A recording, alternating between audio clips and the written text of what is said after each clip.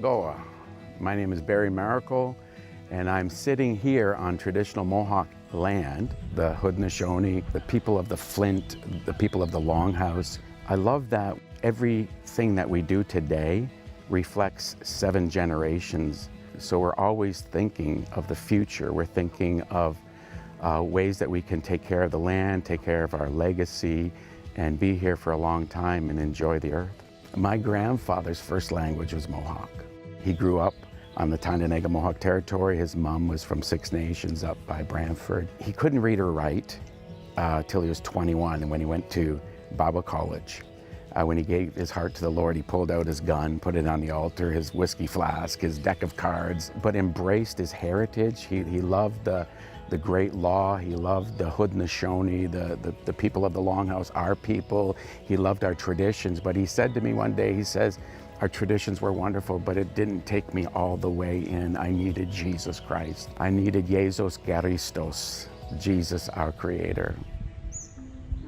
My mom left when I was 3. My parents were divorced. I grew up as a not very native-looking native on a territory where reverse discrimination happened, and the worst thing you could be called is a white man. But yet, I've never been defined by my past. The term bury the hatchet comes from the Iroquois, because we buried all of our weapons underneath the great tree of peace on the Onondaga territory, the place of the central fire. And so what I have here, ladies and gentlemen, is a covenant.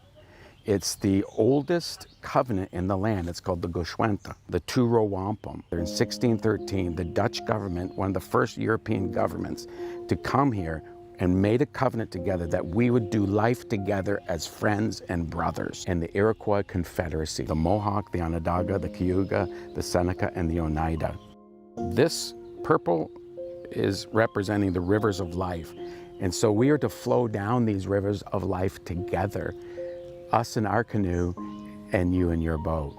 These 3 rows of white beads looks like it separates from the purple beads. Incidentally, our Iroquois colors are white and purple. So, but what they are is what binds us together. There's a diversity, but there's also a unity.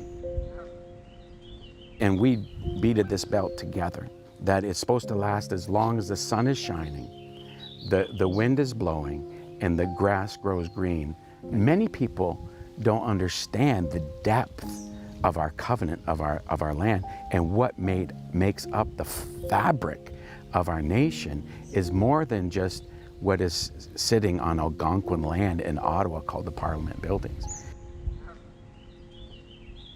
Did everything pan out as brothers? No. There's greed, there's avarice. Then the French came and we went into a 100-year French war.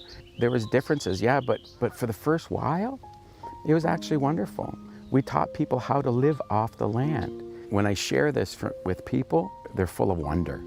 And they say, I had no idea. We need to get back to this.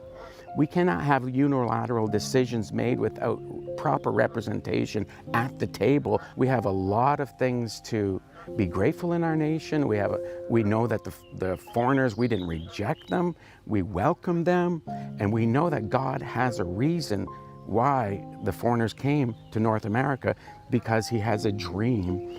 Turtle Island will be a place like a city of refuge that you would read about in the Old Testament, where people could go and get healed, get restored. My people have a calling, an election, a purpose as a gatekeeper in this nation. What has been prophesied for decades and generations, that we would be the healing to the world.